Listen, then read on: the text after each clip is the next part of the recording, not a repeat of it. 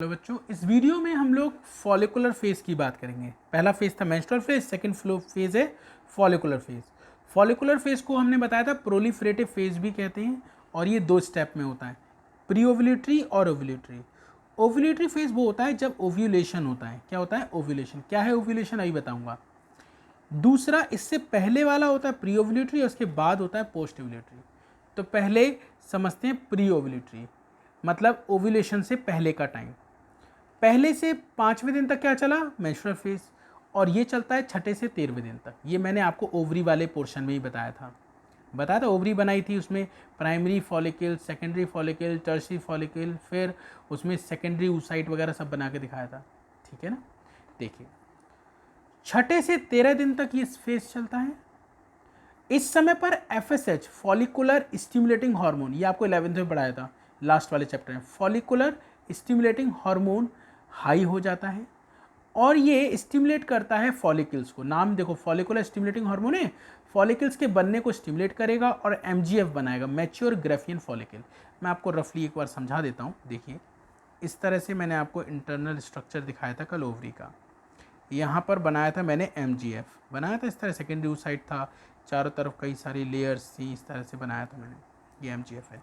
यहाँ पर primary follicle, secondary follicle, tertiary follicle दिखाया था, इस तरह से दिखाया था।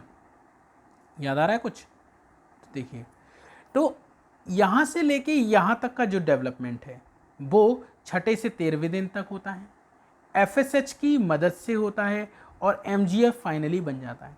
तो आप बताओगे प्री ओव्यूलेटरी फेज छठे से 13 दिन तक होता है। इस समय पर FSH की कंसंट्रेशन या अमाउंट बहुत ज़्यादा होता है और ये फॉलिकल के बनने को स्टिमुलेट करता है और फाइनली MGF बन जाता है। बस इतना सा हमें लिखना है।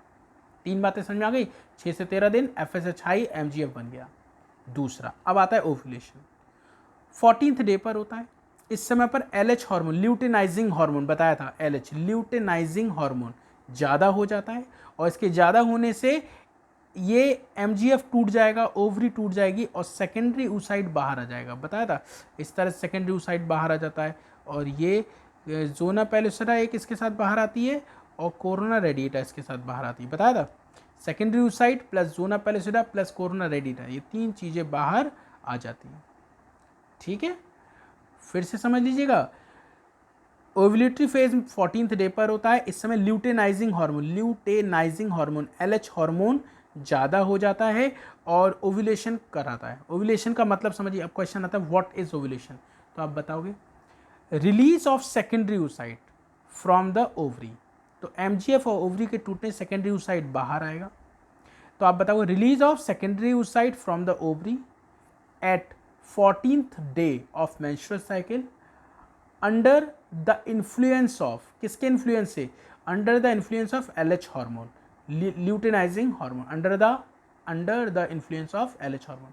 तो ओव्यूलेशन की डेफिनेशन हो गई release of secondary oocyte from the ovary at 14th day of menstrual cycle under the influence of LH hormone.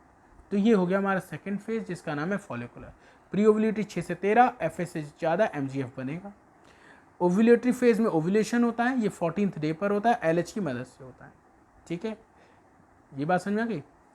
अब ये जो सेकेंडरी oocyte है, ये सेकेंडरी oocyte बाहर आ गया ओवरी से, मतलब यहाँ से बाहर आ गया और ये यहाँ से बाहर आके कहाँ जाएगा? इस जगह पर। इस जगह का नाम क्या है? इस जगह का नाम है फैलोपियन ट्यूब। फैलोपियन ट्यूब में जिस जगह पे आया इस जगह का नाम होता है ऑस्टियम। क्या नाम होता है? ऑस्टियम।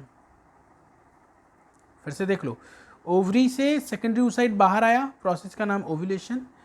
इस समय ये कहाँ बाहर मतलब बॉडी कैविटी के अंदर आया। तो जब ये बाहर बॉडी कैविटी के अंदर आया है तो उसका नाम हो जाएगा सीलोमिक एग, क्योंकि बॉडी कैविटी का नाम सीलोम होता है। कल मैंने आपको ये बात समझाई थी। ये सीलोमिक एग है। ये सेकेंडरी oocyte फिर कहाँ जाएगा? फैलोपियन ट्यूब में। जिस जगह पहुँचेगा उसका नाम होगा ऑस्टियम। ठीक है, ऑस्टियम के अंदर आ गया। अब ये यहाँ पर स्पर्म का वेट करेगा। किसका वेट करेगा? स्पर्म का। स्पर्म का वेट से क्या मतलब है? स्पर्म ये 24 घंटे तक यहाँ रह सकता है, मतलब पूरे के पूरे 14th डे तक यहाँ पे रह सकता है। अगर फीमेल इस समय पे सेक्सुअल इंटरकोर्स करती है तो यहाँ से स्पर्म आएंगे और इस सेकेंडरी oocyte तक पहुँच जाएंगे। ठीक है, और जब वो यहाँ तक पहुँच जाएंगे तो स्पर्म से फ्यूज़ कर जाएंगे तो जाइगोट बन जाएगा। अगर जाइगोट बन गया तो देखो क्या होगा। अगर जाइगोट बन गया तो यहाँ प्रेगनेंसी कंसीव हो जाएगी, ठीक है। और ओवरी के अंदर यहाँ पे जो ये स्ट्रक्चर बना था, मैंने आपको बताया था कॉर्पस ल्यूटियम मेंटेन रहेगा। जो कॉर्पस ल्यूटियम मैंने बताया था वो मेंटेन रहेगा। और कॉर्पस ल्यूटियम मेंटेन क्यों रहेगा अगर प्रेगनेंसी हो गई तो देखो सीधी सीधी बात है, कॉर्पस ल्यूटियम इसलिए मेंटेन रहेगा क्योंकि ये प्रोजेस्टेरॉन हार्मोन बनाता है। और जो प्रोजेस्टेरॉन हार्मोन है, क्या है बच्चों, प्रोजेस्टेरॉन हार्मोन है। ये प्रोजेस्टेरॉन हार्मोन इस एंडोमेट्रियम को मेंटेन रखेगा। ये मेंटेन रहेगी तो इसमें बनने वाला एम्ब्रियो यहाँ अटैच हो पाएगा और प्रेगनेंसी मेंटेन रहेगी, ठीक है। और अगर यहाँ पर स्पर्म नहीं आए, ये फर्टिलाइज नहीं होता है, तो प्रेगनेंसी कंसीव नहीं होगी। ये कॉर्पस ल्यूटियम 28 दिन तक बना रहेगा, 28वें दिन तक बना रहेगा, और उसके बाद ये स्पॉट लाइक स्ट्रक्चर कॉर्पस एल्विकेंस में कन्वर्ट हो जाएगा, ठीक है। ये नेक्स्ट फेज का है, वो मैं अभी आपको दिखाता हूँ। तो पहले देखो, पहला फेज था मेंस्ट्रुअल फेज, दूसरा था फॉलिकुलर फेज। मेंस्ट्रुअल फेज 1 से 5 दिन तक चला, फॉलिकुलर 6 से 13 दिन चला। इसके भी 2 फेज थे, प्री ओवुलेटरी 6 से 13 और ओवुलेटरी 14वें दिन। इस समय पे FSH हाई था, MGF बन गया, इस समय पे LH हाई था, ओवुलेशन हो गया।